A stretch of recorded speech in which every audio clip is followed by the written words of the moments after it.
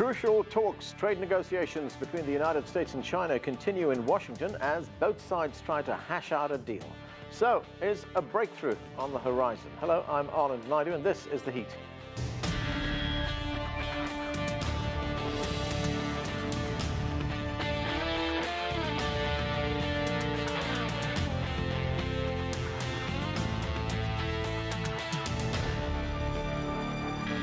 Making good headway. That's how White House economic advisor Larry Kudlow characterized the latest round of trade talks. His comments coming as the focus shifted to the U.S. Capitol.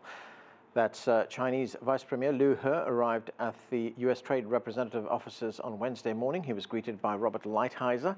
The meetings in D.C. followed 2 days of negotiations last week in Beijing.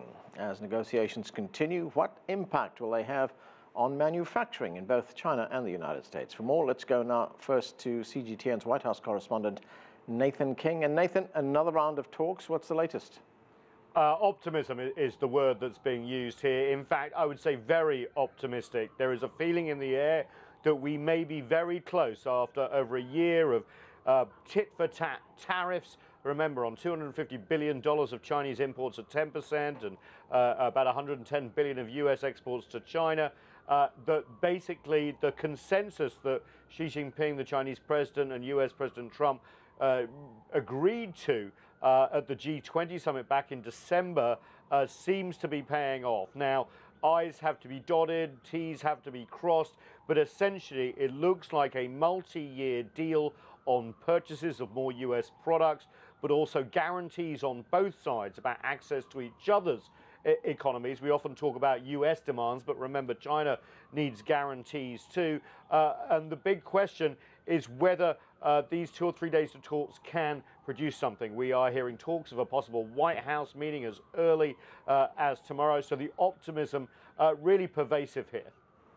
Nathan, this trade dispute, has raised tensions between the United States and China. If a deal is signed, do you think those tensions will go away? Well, there are two separate things, aren't there? There is the trade imbalance that US President Donald Trump sort of fixates on, which most people say it doesn't matter, but the Chinese have said, look, we're going to buy more US goods as the country changes how we basically operate, and will import more generally as we get more of a middle class. So obviously that there's a symbiosis there.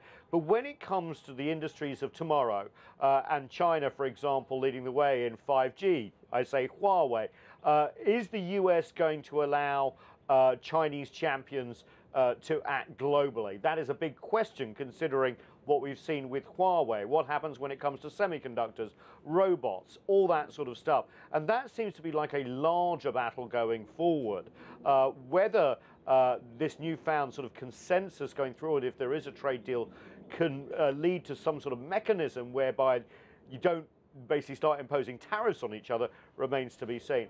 The big question coming out in the next 24 hours, I think, is going to be, are all the tariffs going to be lifted? What sort of timeline are we looking at to ease tensions? Will there be these mechanisms in place that both countries can retaliate if they don't think the other country is living up to the deal? But given all that, the optimism that we are feeling here in the last 24 hours is very different, and from all the reports I've been giving you for about a year now. Thanks, Nathan. That's CGTN's Nathan King reporting from the White House.